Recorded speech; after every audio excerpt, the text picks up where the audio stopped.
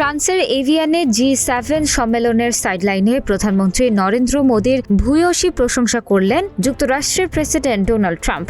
মোদীকে কিলার এবং tough tedder বা কঠোর ব্যবসায়ী হিসেবে অভিহিত করার পাশাপাশি তাকে বিশ্বের সবচেয়ে সুন্দর দেখতে মানুষ হিসেবে বর্ণনা করেছেন ট্রাম্প। ট্রাম্পের মতে মোদী দেখতে দেবদূতের মতো হলেও দর কষাকষিতে তিনি অত্যন্ত কঠোর।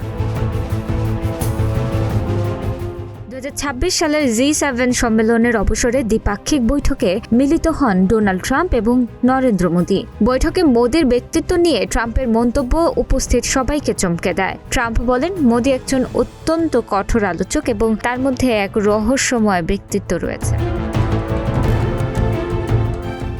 মোদীকে উদ্দেশ্য করে ট্রাম্প বলেন, তিনি একজন অত্যন্ত কঠোর আলোচক। এই মানুষটির দিকে তাকান, আমি আপনাদের একটি শিক্ষা দেব। তিনি সবচেয়ে সুন্দর দেখতে মানুষ, তাকে দেখতে খুব চমৎকার লাগে, ঠিক যেন একজন দেবদূত, কিন্তু বাস্তবে তিনি একজন কিলারের মতোই কঠোর। কিন্তু তার চেহারা এতই ভালো যে তিনি আপনাকে অবাক করে দেবেন। এই ধরনের মানুষ খুবই কম দেখা যায়।